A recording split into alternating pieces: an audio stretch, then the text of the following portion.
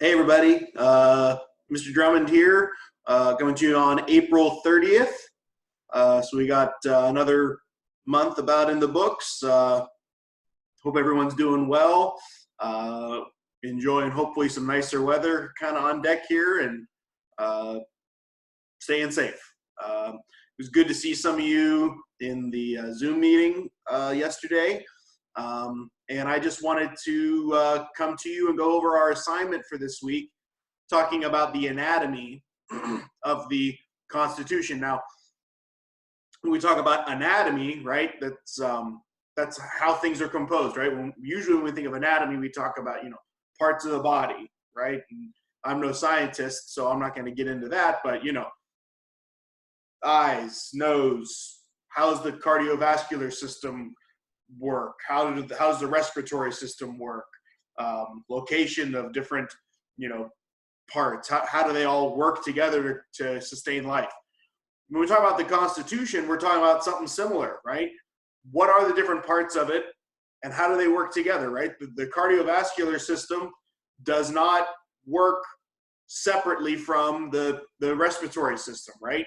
The heart pumps blood through, veins that are blood vessels around the lungs, and oxygen gets put in, and they work together, right? Our our systems in our body work together to keep us alive. The systems within our government work together, and within our Constitution work together to sustain the goals of the Constitution, which we talk about in the preamble. So we're going to talk about that, about the Constitution. Obviously, the first three parts or articles of it, and the amendments are what we usually focus on, and those are really, really important. But there are some other parts of the Constitution that we should just touch on so that we understand how that all fits together. Okay, and what other parts of the other parts of the Constitution, why they're important, and how they help create a more stable government that has endured for almost 250 years now. Okay, so with that being said, I'm going to be going through our assignment for the week. It's posted on Google Classroom. It's also on Progress Book. I've emailed it to some folks because that was what worked best for them. So whatever you need, if you still don't have it or you don't have access to it, just get in touch with me. Remind, Google Classroom. You can send a Facebook message to Miss Mead on her counselor page. Whatever however you want to go about, but please know that I'm here. I'm ready to help. I'm able to help. I just need to know that you need it, okay? And I will find a way to get it to you, and I will find a way to help you with it. All right. So without further ado, let's get out that assignment. And the first part of the assignment is breaking down what we call the preamble, right? Pre means before, right? The preseason, pre-game, things that happen before, right? When we talk about the preamble, so if you amble along, you're kind of speaking, or I think maybe that's even a word for wandering, but you're talking. You're kind of giving a little intro, right? The preamble is the introduction. Okay, so how does it start? We, the people of the United States, in order to form a more perfect union. And we talk about this line of the preamble a lot, and we've talked about it in class a lot. Who wrote the Constitution? The people. Who approved or ratified the Constitution? The people of the United States did. Okay, this is not a law that was made by members of Congress. This is the Constitution, which was written by and debated by and voted on by by citizens of each state. Okay, so who's writing it? We are. We, the people. In order to do what? In order to form a more perfect union. The union is the at this time 13 states, right? Unifying into one country. Okay, the United States. So we're going to try to make it more perfect. Okay, and we've talked about how, you know, in 1787, we had a long way to go to make it more perfect. And the Constitution certainly didn't fix every problem. In 2020, we've got a long way to go, right? But the good thing about the Constitution is if we stick to it and we believe in its principles, it gives us the tools to do that. So, you know, it's not like the Constitution was made and all our problems were solved and it's a perfect document. It wasn't, okay? But its genius is that it has enduring principles that allow people to continue the work and change the, make amendments to the Constitution and keep getting us towards that more perfect union. So how are we going to do that? Well, or what are some other goals? Establish justice, right? Allow for fair treatment of people, right? If people have an issue before the law, they should be treated fairly and equally. So that's one thing we want to do. Ensure domestic tranquility, okay? To ensure something, right? You get car insurance to give you peace of mind that if your car gets in an accident, you're going to be able to get, that you're not going to be without a car, right? So to ensure something means to protect against, okay? So to ensure, to make sure we have domestic at home tranquility, another word for peace, okay? To protect peace at home, right? Between me and you, between you and your employer, between you and a fellow citizen, between you and your government, okay? Peace at home, okay? Remember, we just come through that Shays Rebellion that we talked about, where farmers were taking courthouses over, holding judges hostage, killing officers of the court because they didn't feel like they had access. Their farms were being taken, their homes were being foreclosed on, and they didn't feel like they had a peaceful way to access justice. Okay, so they went, and there was some domestic discord and distress. We want to make sure that we have a system in place where we can solve issues peacefully, right? And that kind of goes back to that establish justice. Provide for the common defense. Common means everyone, okay? Defense means protection, right? We want to have a way to protect the country and its citizens. So we're talking about issues of the military there. Promote the general welfare. Do the things that are going to promote the most good for the most people. That's kind of what the Constitution tasks the government with doing, okay? The government should be looking out for doing trying to do the most good for the most people. Promoting the general welfare, not the welfare of the very, very powerful, not the welfare of the well-connected. It should be looking out for the general welfare of everyone, okay? If something's going to be really good for 50 people in the United States and really not good for 300 million, that's not what the Constitution calls on us to do. It wants the government to promote the general welfare, all right? Secure the blessings of liberty to ourselves and our posterity, okay? Secure the blessings of liberty, freedom, the blessings, the good things about it.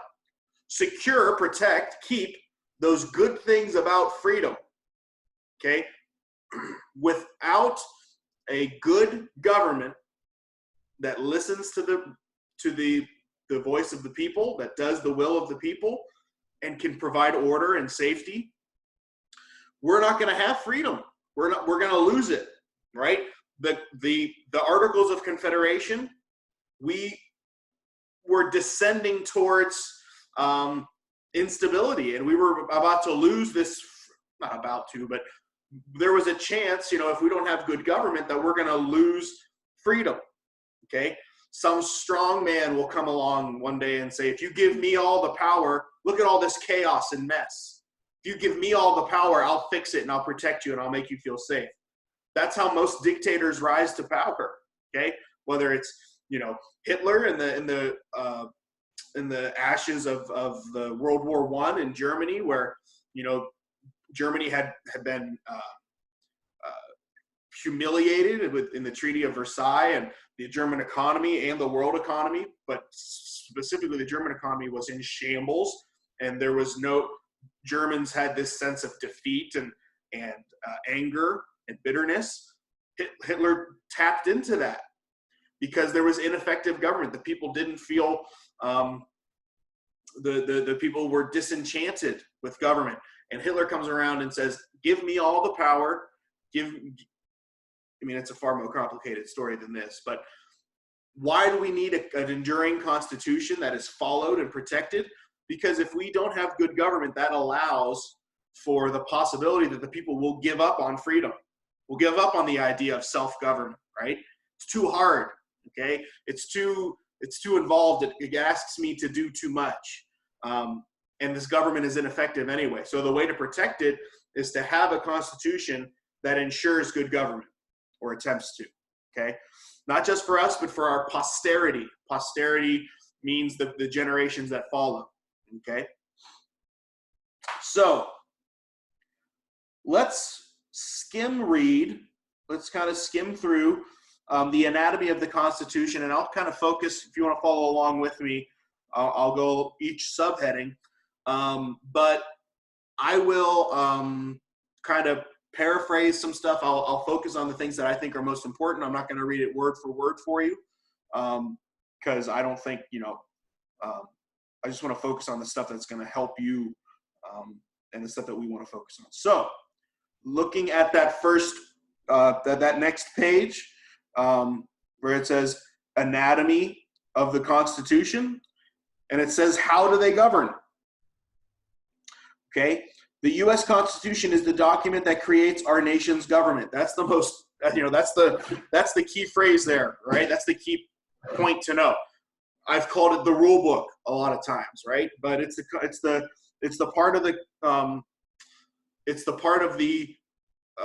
document that sets up, hey, here's how we're going to do this.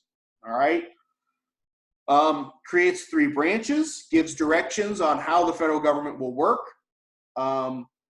And it does it with only about 4,500 words. So it's, the Constitution is not a thick textbook, right? We've talked about it in our when I gave each of you a copy of the Constitution, and I think it was like, 6 pages front and back. So it's not like it's, this huge epic novel, right? It's not the Odyssey. It's pretty thin, and within that, though, 4,500 words is an enormous amount of information and extremely influential. The first part, the preamble, okay, and we just went through the preamble, okay? The key thing here, okay, the first 3 words, we the people, sets up this whole idea of self-government. Who's governing us? We are, okay? We are. We elect one of us, or so many of us, to do certain jobs, but they don't stop being citizens. They are us. We are the government. The government is us. Okay? Article 1, if you skip down to that next part, creating Congress. Okay? Article 1, and we'll get in more in depth into Article 1 here. We had a whole unit on Article 1, but these are just we're reviewing stuff, and we haven't talked about Article 1 we talk about it a lot, but it continues, through each other branch. But we did our unit on the legislative branch a few months ago, so it's good to revisit it here. Okay, creating Congress, Article 1. So here's the first. We got preamble. Now we got first article. Right, article is just part. Okay. How do they set up Congress? It's, first of all, Article 1 is the first, obviously. It's also the longest article. What can that kind of tell us about the ideas of the people that made it? They wanted Congress, they wanted 3 co-equal branches of government, obviously. Sorry, I just showed my terrible hair. But they also wanted Congress to be almost kind of first among equals, if that makes sense. I hope I'm using that phrase correctly. Congress has the most detailed job description of any of the articles. So let's look at it. Okay. Creates a legislative branch. Legislative means lawmaking. We know that. Okay. The people who wrote the Constitution believe that a legislative branch is vital to a government that represents citizens.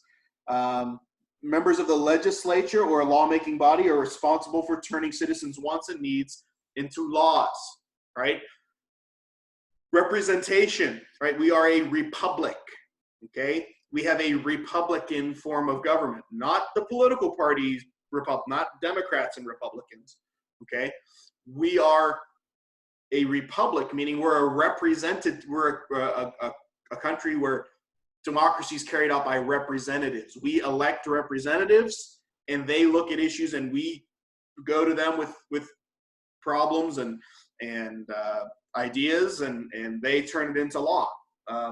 Laws being those rules that Congress comes up with, and they're not always criminal laws. You know, they could be programs to help certain groups of people.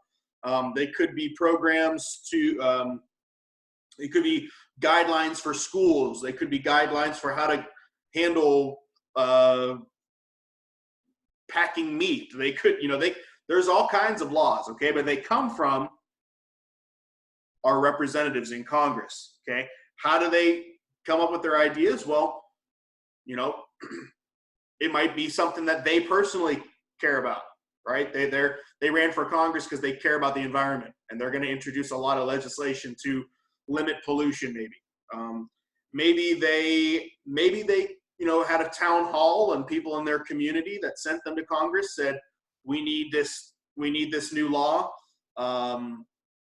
We'd like to think that happens a lot, and it does happen.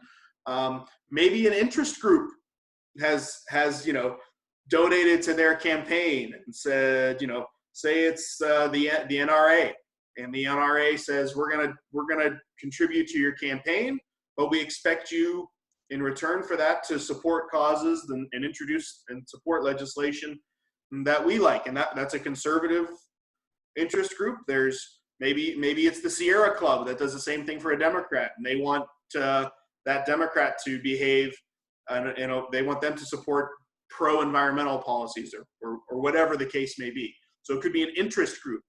It could be something that their political party wants, right? The Democrats and the Republicans, they don't just do this for fun.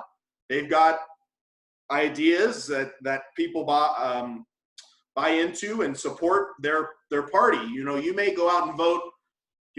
Some people go out and they're diehard Republicans, they're diehard Democrats, and they don't even look at the name. They just look at the letter next to the name, and they fill in the bubbles next to everyone with an R or a D next to their name, because they know that they will support that party's policies, and it helps to organize people into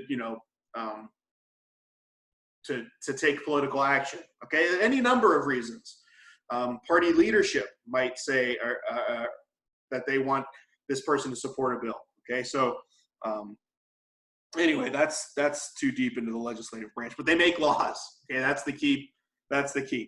All right, and they represent people. So if you look under that Represent Me tab, legislative branch makes it a representative democracy.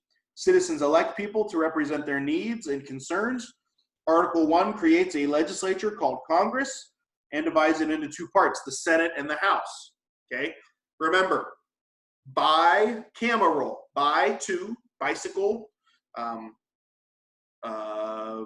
binary, bipedal, right? You walk on 2 feet, you're bipedal. Bicameral means two chambers, two parts. There's the Senate and the House, right? And I make them this way for a reason, right? The House sometimes is called the lower chamber, okay? It's the House of Representatives. They serve 2-year terms. They represent the smallest group of people, right? They represent a congressional district within a state.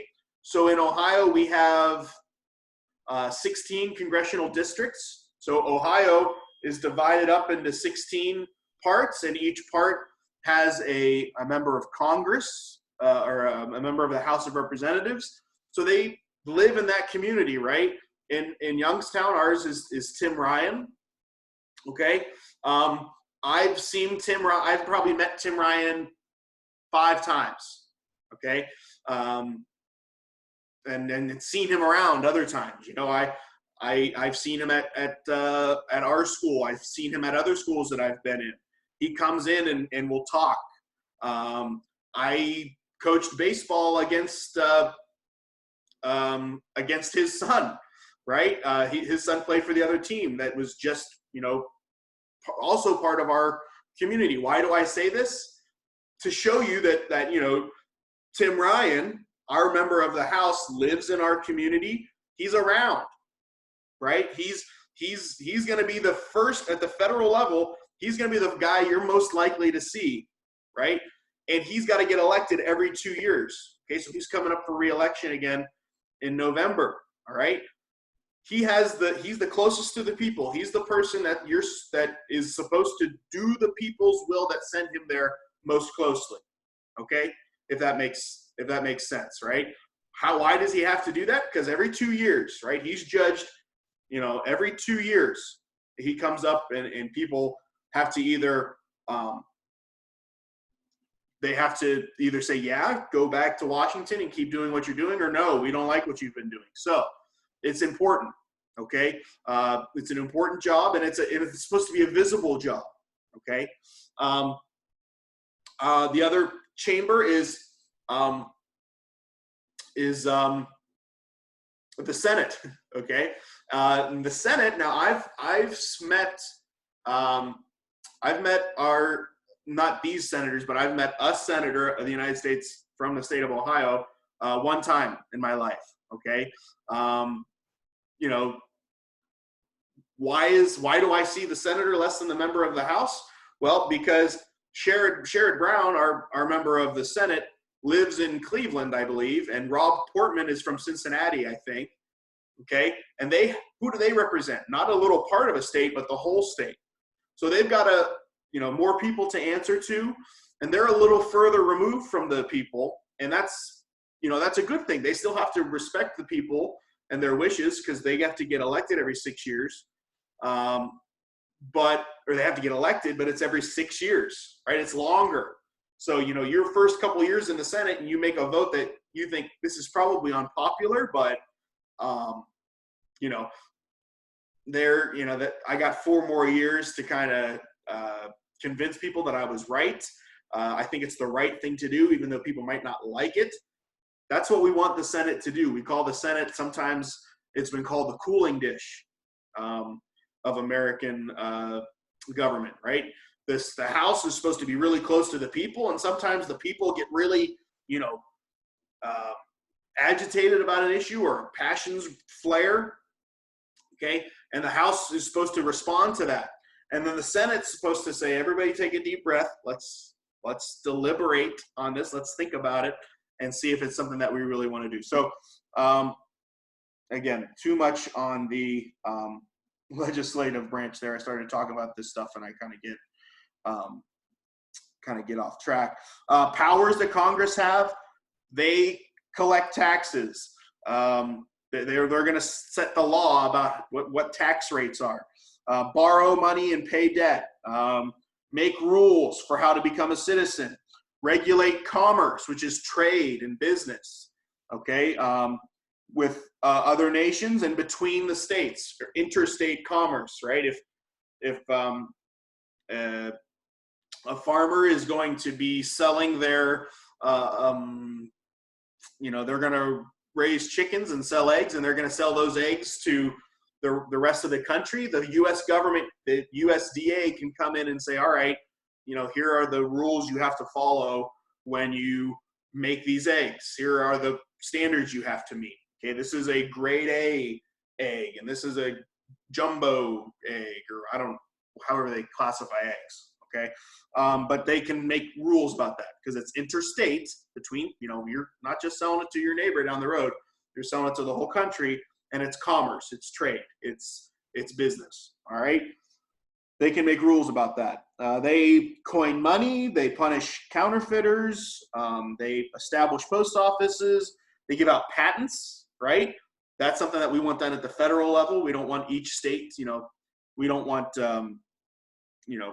somebody in Ohio to be able to copy the iPhone, years and years ago because, Steve Jobs Apple only had a patent on that in California.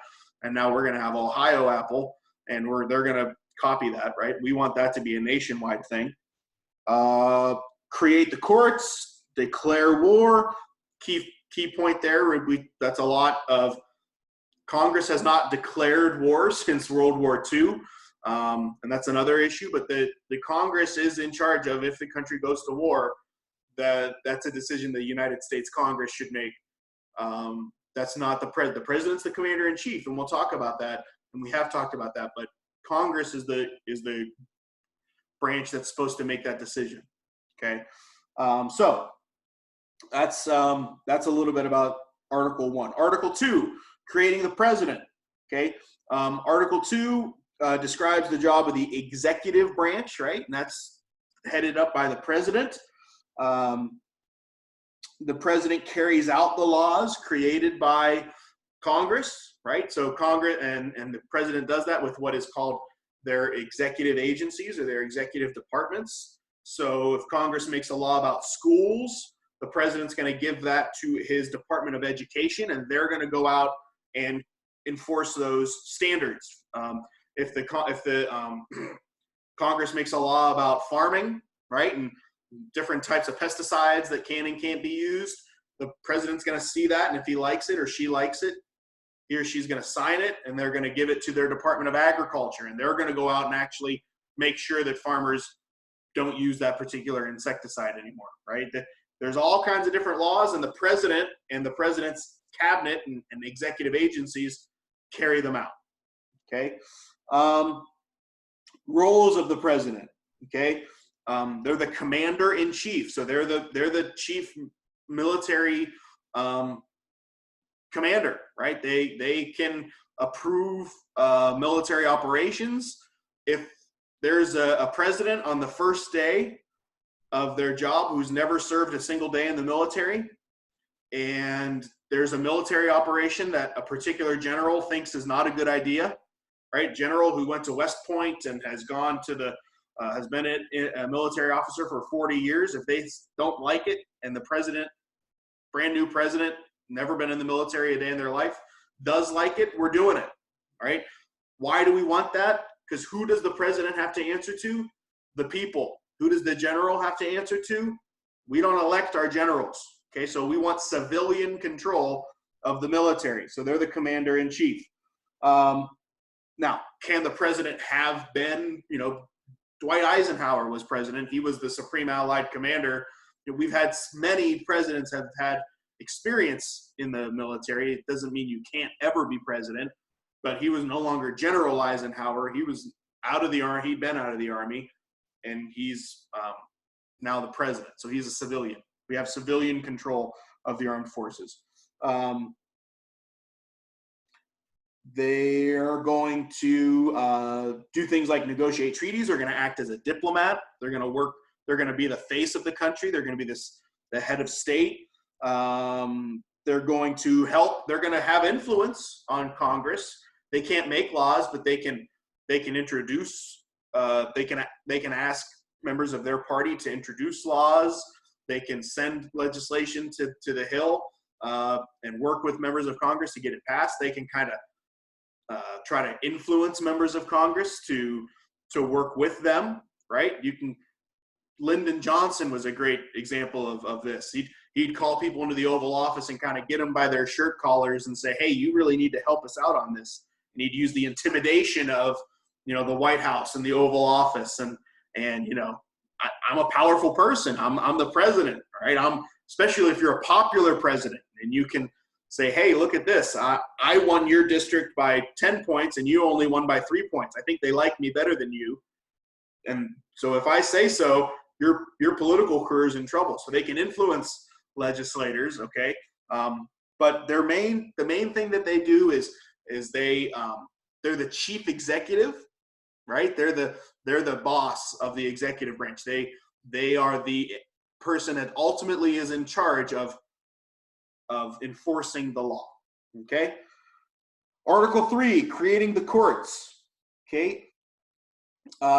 Courts, judicial branch, judges, right? JUD, that prefix, JUD. We're talking about justice and courts and law, interpreting laws. Okay.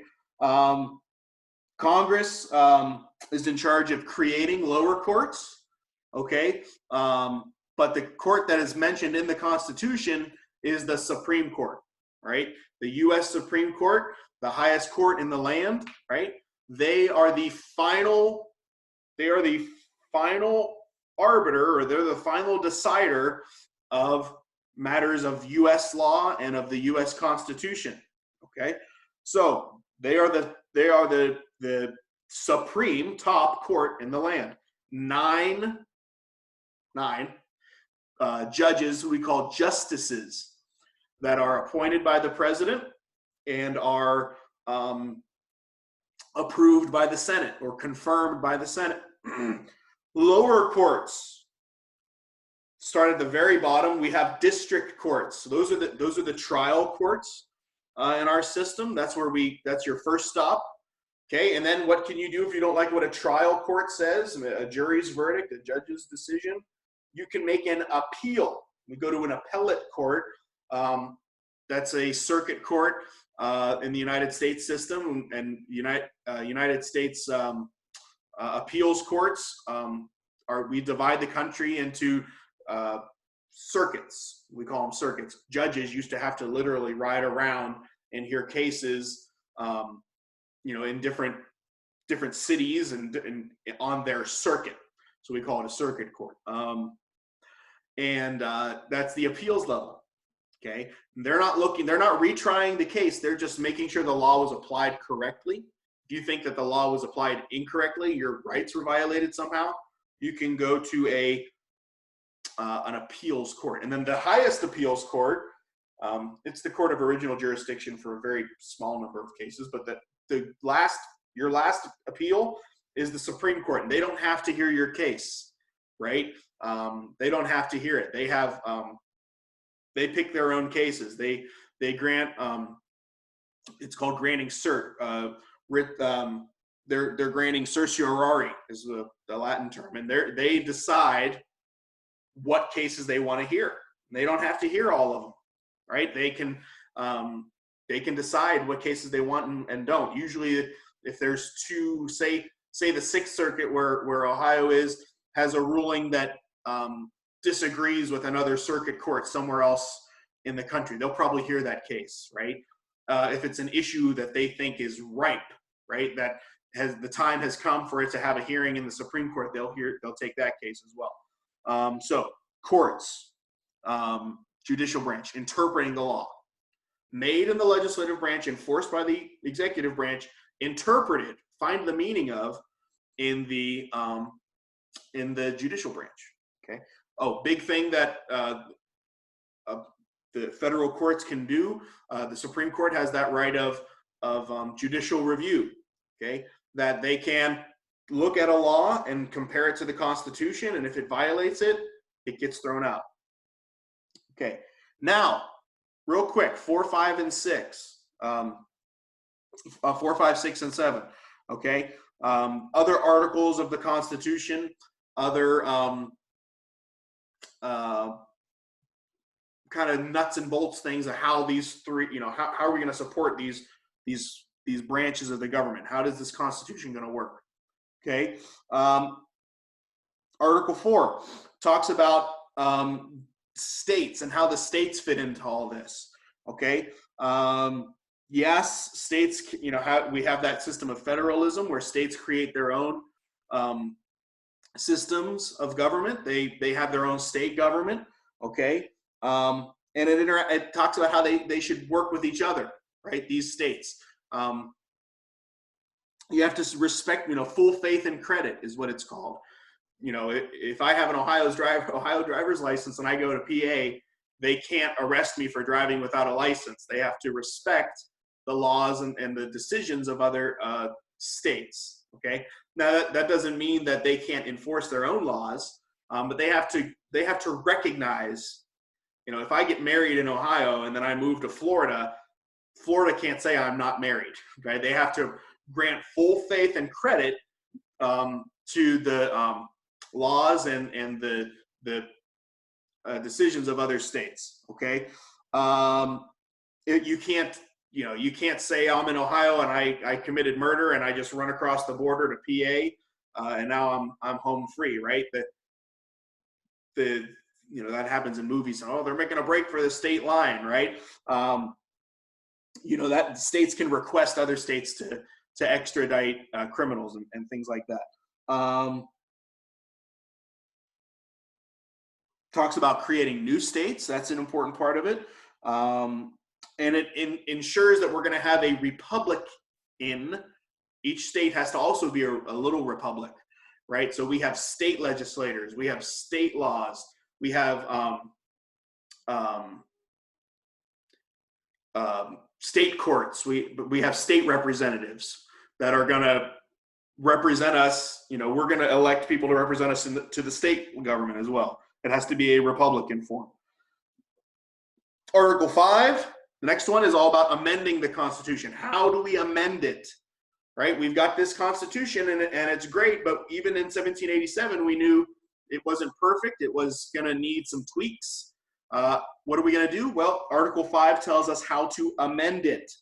Okay? And we'll get into a little bit more about exactly how we amend it later on. Okay? We talked about the Bill of Rights and Amendments 11 through 27.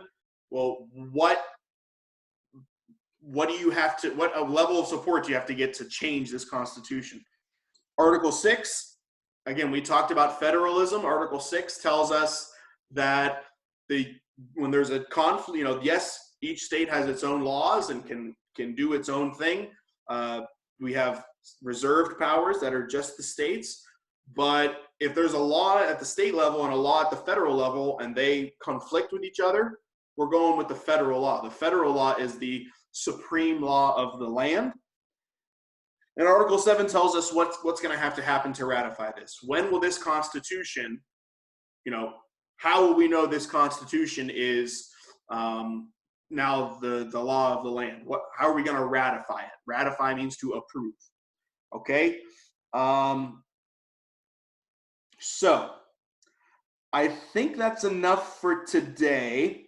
All right. Kind of just a quick kind of walk you through the reading there. I'll come back to you. I don't want to make an hour-long video.